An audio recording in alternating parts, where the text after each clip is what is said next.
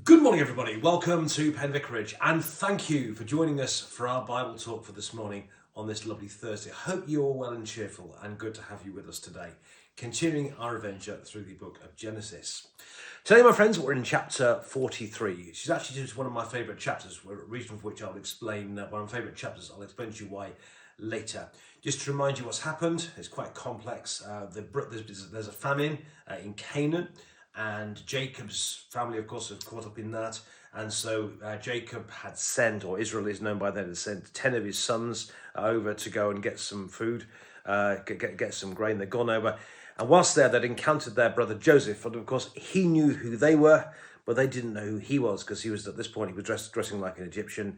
And he treats them unexpectedly harshly, accuses them of being dishonest, because he knows exactly what he's doing. And sends them back to go and get their brother Benjamin, their little brother, and they leave Simeon behind as surety at the insistence of Joseph, and they go back home.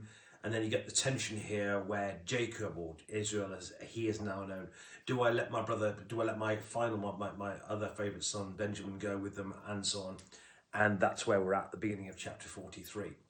Exciting stuff, isn't it? So, Genesis chapter 43. Now the famine was severe in the land, so when they'd eaten of the grain that they'd brought from Egypt, their father said to them, "Go again, buy us a little more food." But Judah said to him, "The man solemnly warned us, saying, 'You shall not see my face unless your brother is with you. If you will send our brother with us, we will go down and buy you food. But if you will not send him, we will not go down. For the man said to us, You shall not see my face unless your brother is with you.' Israel said, 'Why did you treat me so badly, as to tell the man that you had another brother?' They replied, 'The man questioned us carefully about ourselves and our kindred, saying, Is your father still alive? Have you another brother?' What we told him was in answer to these questions. Could we in any way know what he would say, 'Bring your brother down'?" Then Judah said to his father Israel, "Send the boy with me, and let us be on our way, so that we may live and not die, you and we and also our little ones. I myself will be surety for him. You can hold me accountable for him. If I do not bring him back to you and set him before you, then let me bear the blame forever." If we had not delayed, we'd have now returned twice. Then their father Israel said to them, "If it must be so, then do this. Take some of the choice fruits of the land in your bags and carry them down as a present to the man. A little balm, a little honey, gum, resin, pistachio nuts and almonds. Take double the money with you. Carry back with you the money that was returned at the top of your sacks. Perhaps it was an oversight. Take your brother also, and be on your way again to the man. May God Almighty grant you mercy before the man, that he may send back your other brother and Benjamin. As for me, I am bereaved of my children. I am bereaved." So the men took the present, and they took double the money with them, as well as Benjamin. And they went on their way down to Egypt and stood before Joseph. When Joseph saw Benjamin with them, he said to the steward of his house, "Bring the men into the house, and slaughter an animal and make ready, for the men are to dine with me at noon." The man did as Joseph said, and brought the men to Joseph's house. Now the men were afraid, because they were brought to Joseph's house, and they said, "It is because of the money replaced in our sacks the first time that we've been brought in, so that he may have an opportunity to fall upon us, to make slaves of us, and to take our donkeys." So they went up to the steward of Joseph's house and spoke with him at the entrance of the house. They said, "O my lord, we came down the first time to buy food, and when we came to the lodging place, we opened our sacks, and there was each one's money in the top of his sack, our money in full weight. So we brought it back with us. Moreover, we brought down with us additional money to buy food. We do not know who put our money in our sacks." He replied, "Rest assured, be not afraid. Your God and the God of your father must have put treasure in your sacks for you. I received your money." Then he brought Simeon out to them, and the steward had brought the men into Joseph's house and given them water, and they'd washed their feet. And when he had given their donkeys fodder, they made the present ready for Joseph's coming at noon, for they had heard that he would dine there. When Joseph came home, they brought him the present that they had carried into the house, and bowed down to the ground before him. He inquired about their welfare and said, "Is your father well, the old man of whom you speak? Is he still alive?" They said, "Your servant our father is well. He is still alive." And they bowed their heads and did obeisance. Then he looked up and saw his brother Benjamin, his mother's son, and said, Is this your youngest brother, of whom you spoke to me? God be gracious to you, my son. With that, Joseph hurried out, because he was overcome with affection for his brother, and he was about to weep. So he went into a private room and wept there.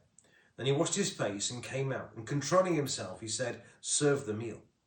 They served him by himself, and them by themselves, and the Egyptians ate with him by themselves, because the Egyptians could not eat with the Hebrews, for that is an abomination to the Egyptians. When they were seated before him, the firstborn according to his birthright, and the youngest according to his youth, the men looked to one another in amazement. Portions were taken to them from Joseph's table, but Benjamin's portion was 5 times as much as any of theirs. So they drank and were merry with him. And this is the word of the Lord. Thanks be to God. I think 3 things briefly this morning. Firstly, to say, repeating largely what I said yesterday, what a cracking good story. I mean, it really is. It's full of high tension, isn't it? I mean, from Jacob, or Israel as he's known at this point, from his point of view, it's like a huge, great high-stakes poker game, isn't it? You know, but bear in mind, he's already lost. He's weighing up the odds, isn't it? He's already lost his favourite son, Joseph, all those years ago, and he clearly hasn't come to terms with that. And he's now lost another son who's been left behind in surety back in Israel, back in Egypt.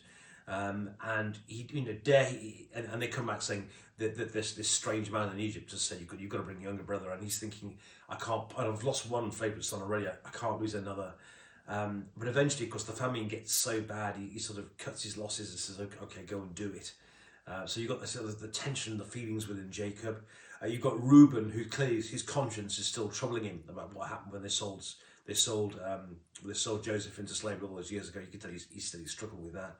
You've got Judah acting decisively, rising in prominence within the brothers and all that. So it is a fantastic, exciting story. You've also got the tension within Joseph as well, because he knows who these people are. They don't know who he is, but he knows who they are. And you can sort of feel, that there are times when his brother Benjamin comes and he can barely control himself. He's so upset he has to go out into a private room and weep somewhere. And of course, having got there, that he then can't eat with them because Egyptians don't eat with Hebrews, and it's just a cracking good read, isn't it? So I just want to say, like I said yesterday, 3 cheers to the Bible, because it's just a fantastic read. I think the second thing to say is just how much the brothers have changed. It's interesting later on, of course, that they show obeisance to Joseph, which of course is exactly what he predicted they'd do in the dream he had all those years before. We just take that to that. But what's interesting here is the kind of double honesty here.